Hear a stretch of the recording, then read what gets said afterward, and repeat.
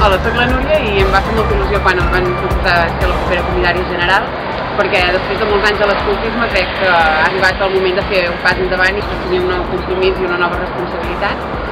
És un repte que encaro amb molta il·lusió i respecte i amb moltes ganes de dedicar-hi hores i esforços.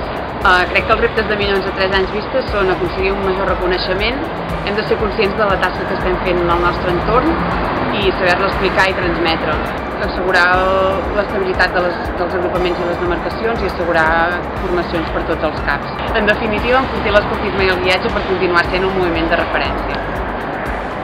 M'agrada la feina ben feta i soc exigent, sobretot a mi mateixa. Quan una cosa m'agrada hi dedico moltes hores i esforços, m'agrada fer-ho ordenadament, amb calma i serenor, i sobretot si és un treball amb equip, doncs molt millor.